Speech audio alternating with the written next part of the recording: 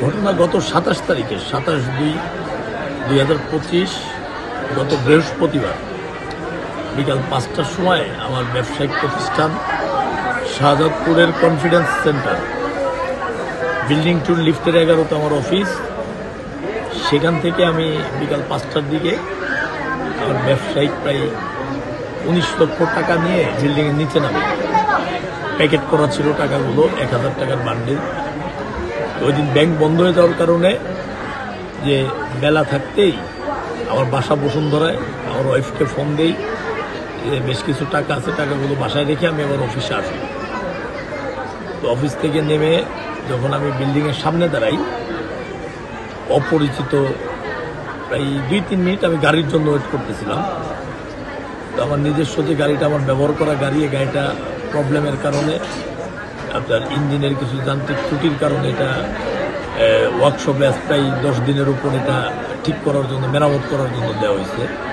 তা আমি ওখানে একটা আপনার ওই পাঠাও কিংবা ওভার কল করবো বিদায় দাঁড়াইছিলাম, বাসায় যাব। ইতিমধ্যেই আপনার অপরিচিত এক ব্যক্তি, কালো শার্ট পরা, হালকা দাড়ি, সে এসে আমার সামনে দাঁড়ায় বলতেছে, আপনার নাম কি? আমি বললাম, আমার নাম মনিরুজ্জামান। আপনার অফিসের নাম? আপনি কি অফিসের এমডি? জি। তখন এক পর্যায়ে আমাকে বলতেছে, একটু সাইড আসার কথা আছে। আমার কেমন ডাউট হলো, আমি কি আপনাকে চিনি না, আপনার পরিচয় দেন, কি কথা? তখনই পিছন থেকে আমি পরে জানতে পারলাম ব্যক্তির নাম হচ্ছে মাহবুব। তো ধরো তো এই মাহবুব সাহেব, লম্বা একটা লোক, এটা আমাকে তুলে নিয়ে যাওয়ার পর আমি জানলাম ওনার নাম মাহবুব। ওনাকে আমি চিনি না। মাহবুব বলতেছে, এই শালার ধরে গাড়িতে তো লাগে।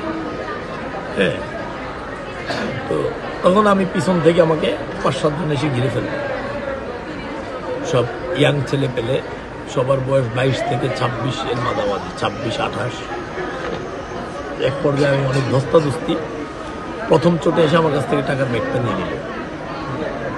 দেওয়ার পরে আমি এক পর্যায়ে দৌড় মেরে এই আমার কনফিডেন্স সেন্টারের বিল্ডিংয়ের ভিতরে যখন ঢুকতে যাই, তখন ওখানে ফেলে আমাকে উত্তম মাধ্যম মার, যেটার আপনার সিসিটিভি ভিডিও ফুটেজ, এটা গণমাধ্যম কর্মী এবং আপনার গুলশান থানায়, সব গুলশান থানা প্রশাসন গিয়ে আমি অপহরণ হওয়ার পরে এই বিল্ডিং কর্তৃপক্ষের কাছ থেকে সিসিটিভি ফুটেজের ভিডিওটাও নিয়েছি। তো এক পর্যায়ে আপনার আমাকে নিয়ে যায়, এটা সিএনজিতে তুলে নিয়ে যায়। তো আপনার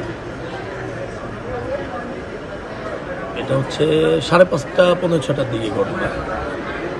নিয়ে যাওয়ার পরে আমাকে প্রচুর মারধর, লোহার হাতুড়ি, আপনার যে 2.5 ইঞ্চি মোটা, যে আপনার যে সবুজ, প্লাস আমাকে জোরপূর্বক নিয়ে গিয়ে চেকে সই করানো। হ্যাঁ, সেই চেক করে আপনার এখন আসামিদের কাছে থেকে পুলিশ উদ্ধার করছে কিনা তাও জানি না। আপনার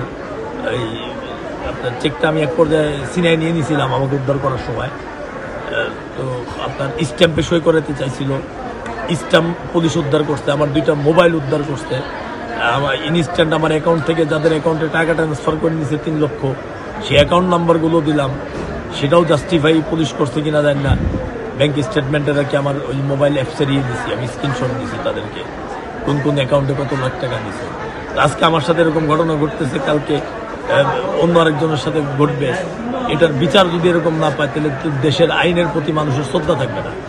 হ্যাঁ, দিন দিন অপরাধ বেড়েই চলবে। তাহলে আমরা তো সাধারণ মানুষ, এই দেশে ব্যবসা করি, সরকারকে আমরা ভ্যাট ট্যাক্স দিই।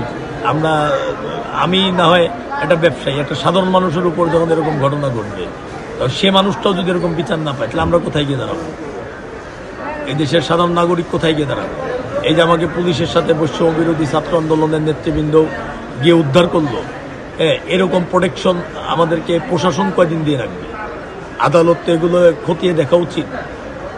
প্রশাসন যদি প্রশাসনের কোনো নাও দিয়ে থাকে, আদালতের তো উচিত ছিল যে মামলার এতগুলো ধারা, এত বড় একটা ঘটনা, ঠিক আছে, আমি জামিনটা আজকের মতো মুলতবি রেখে আমি প্রশাসনকে ডাকি যে এটার ঘটনা কি, এটার ভিকটিম কোথায়, এর ভিকটিমের আলামত কি কি আছে, কিভাবে তাকে উদ্ধার করা হলো। পুলিশ যদি কিছু আদালতে নাও দিয়ে থাকে, আদালতের তো উচিত ছিল পুলিশের কাছে চাওয়া, প্রয়োজনে পুলিশের বিরুদ্ধে সে ব্যবস্থা নিত, সে ওই দিনই জামিন দিয়ে দিতে হবে আদালতের।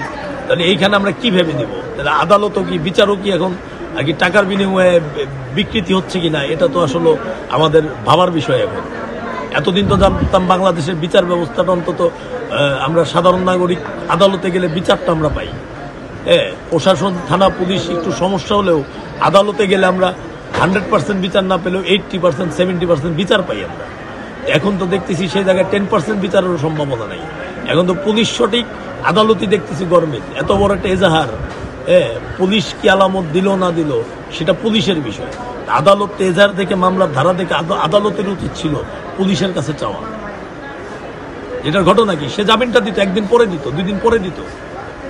সে পুলিশকে, মামলার তদন্তকারী কর্মকর্তাকে আদালত ডাকতে পারতো, সতেজ করতে পারতো।